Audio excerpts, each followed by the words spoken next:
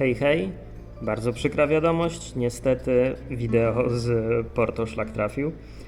Był problem techniczny, a że jest cała masa materiału, to nie robię backupów, no więc czasem niestety może się zdarzyć, więc dzisiejszy odcinek będzie przegadany. Po prostu ja opowiem co i jak było, wy zobaczycie zdjęcia miejsc, w których byłem, no i myślę, że jakoś da radę.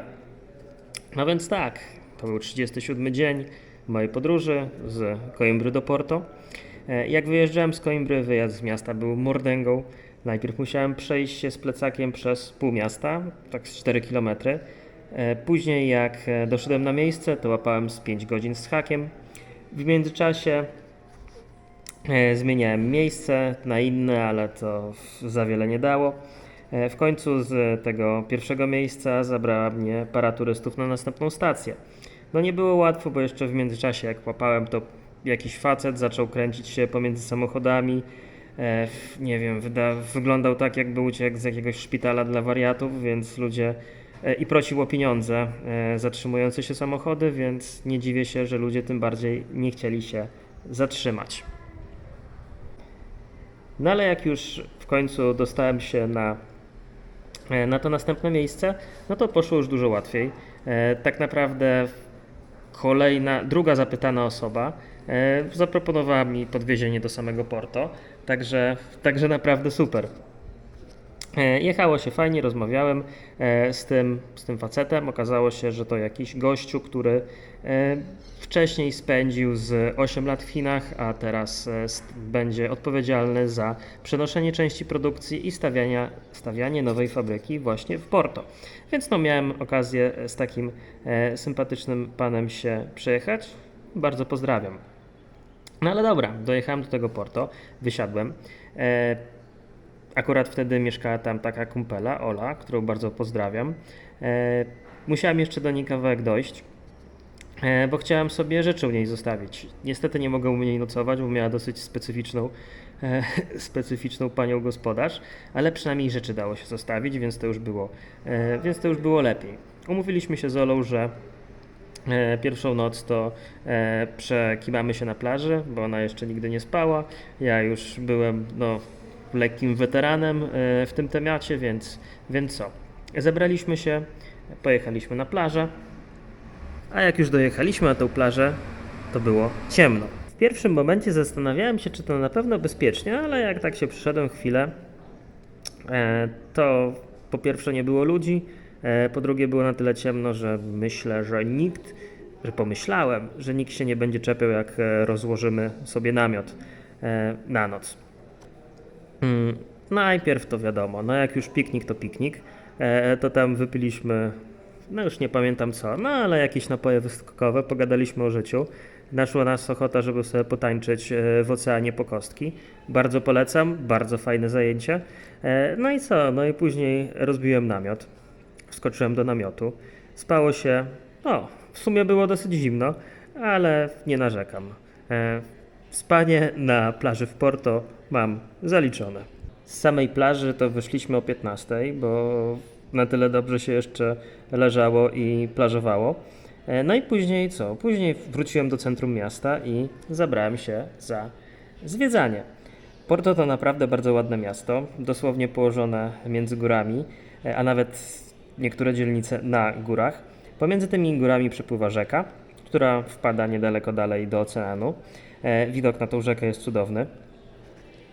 Nim poszedłem na samo, nazwijmy to, Stare Miasto, tam nad tą rzeką znajduje się taki zabytkowy most. Bardzo, bardzo turystyczny, bardzo fajnie z niego wszystko widać. Ale nim wszedłem na ten most, tam nad tym mostem jest taki klasztor, a jeszcze poniżej niego jest taka ścieżka w bok. No i poszedłem w bok i właśnie przez zupełny przypadek odkryłem taki dziki punkt widokowy. Trzeba się było do niego wspiąć na skalę, po drugiej stronie której była już przepaść. No powiem wam, że to jest naprawdę świetnie przeżycie, szczególnie jak się idzie w sandałach i ma się lęk wysokości. No ale zostawmy to. Historyczna część Porto była naprawdę bardzo ładna, szczególnie ciasne uliczki schodzące ku rzece. i bardzo piękne kamienice, które się przy nich znajdowały. Do uliczki były na tyle ciasne, że ledwo do nich dochodziło słońce. No, zdawało się, że jest się w takim, no nie wiem, labiryncie z kamienic, rodem z jakiegoś filmu. Później spotkałem się z Olą ponownie. Wypiliśmy sobie kawę, no i poszliśmy na imprezę, która była po drugiej stronie rzeki. Po drugiej stronie rzeki od Starego Miasta, jakby ktoś się zgubił w mojej narracji. Impreza odbywała się w parku, niedaleko właśnie tego dzikiego punktu widokowego. No cóż, powiem szczerze, że bawiły się tam raczej głównie starsze panie, a muzyka to było takie portugalskie disco polo, no ale nieważne. No później jeszcze stwierdziliśmy, że dopijemy to, co mam dobrego w plecaku. No, zaczęliśmy to konsumować. Już tak pod sam koniec butelki spotkaliśmy Polaków, tak? Spotkaliśmy Polaków, którzy akurat tam przyjechali do roboty, zajmowali się jakimś stawianiem lunaparków, czegokolwiek takiego, no ale wiadomo, jak się spotka Polaków, no to trzeba odpowiednio poświętować. No, to zostałem jeszcze poczęstowany piwem, a jak już wszystko się dobrze wymieszało w mojej i w ich głowach, to wpadliśmy na pomysł, żeby pojechać na plażę. No nie był to zbyt mądry pomysł, na szczęście kierowca był trzeźwy, więc nic się złego nie działo. No dojechaliśmy nad tą plażę, no ale na plaży już, uwaga, było zimno. Niby sierpień, ale jednak było zimno. Zamoczyliśmy nogi w wodzie. Woda była na tyle niebezpieczna, że doszliśmy do wniosku, że może to nie jest najlepszy pomysł, żeby na tej plaży siedzieć. Także później podrzucili nas już pod mieszkanie Oli. Ja sobie wziąłem namiot. No i razem jeszcze przeszliśmy się tak z 1,5 kilometra do pobliskiego lasku. Wiem, głupio to brzmi, naprawdę. No ale co zrobić? Na plażę już nie będę wracał, a taki zagajnik, lasek to była w sumie najlepsza opcja, żeby się gdzieś jeszcze przekimać. No więc co? Rozbiłem sobie namiocik. W sumie przy drodze, przy takiej... myślałem, że to jest jakaś w ogóle polna, leśna droga. A co się okazało? No rozbiłem ten namiot na naprawdę ostrym bólu głowy, tak to nazwijmy, spowodowanym tym, że spożywałem pewne płyny na pusty żołądek i nie było to zbyt zdrowe, no ale co zrobić? W środku w namiocie było gorąco, jak jasna cholera. No a jak się obudziłem rano, okazało się, że to wcale nie jest dróżka leśna, tylko no jestem w jakimś takim, nazwijmy to, parku. Nade mną jest droga, tuż obok mnie też jest droga, ludzie sobie normalnie przyjeżdżają, a ja sobie spałem w namiocie do 11, nie przejmując się niczym. No jak się już wygramoliłem z tego namiotu, zwinąłem go, no to znowu poszedłem odwiedzić moją koleżankę. No to jeszcze raz wielkie dzięki dla Oli, bo dała mi tutaj świeżutkie i wyprasowane rzeczy, które zostawiłem u niej, jak były brudne. Także jeszcze raz ogromne chapeau bas dla tutaj Oli. No odebrałem rzeczy, spakowałem plecak, no i poszedłem w świat, czyli do Pingodoce, mojego ulubionego sklepu portugalskiego odpowiednika Biedronki. Oni tam mają toalety, więc można się było jeszcze na spokojnie ogolić, przepakować. No i zjeść śniadanie. No, że mieli internet i tak dalej, to całość zajęła mi praktycznie czas do 15.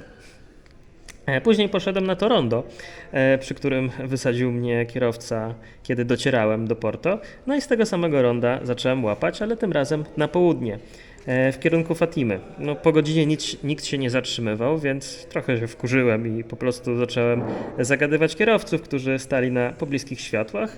I tak dzięki temu pierwsza parka wywiozła mnie trochę dalej na stację benzynową, z której już było dużo prościej gadać z ludźmi.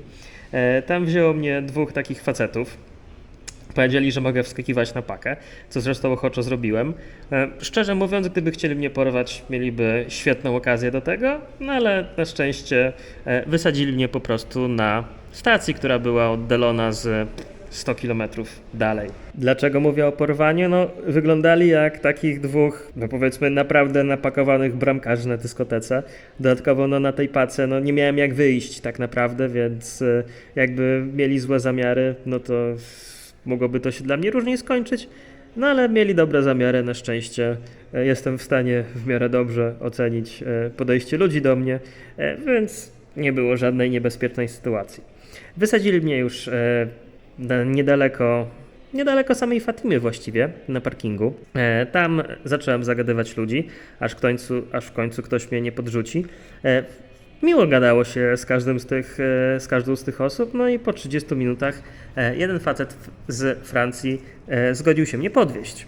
Okazało się, że ten miły facet to w ogóle ma babcię, która pochodziła z Polski i uciekała przed II wojną światową. Także jak już wsiadłem do niego do samochodu, to gadałem trochę z nim, trochę z jego żoną. No i na tyle miło się gadało, że zdecydował mnie się podwieźć praktycznie pod samo sanktuarium. Bardzo sympatycznie. No co prawda był już środek nocy, tak około 11.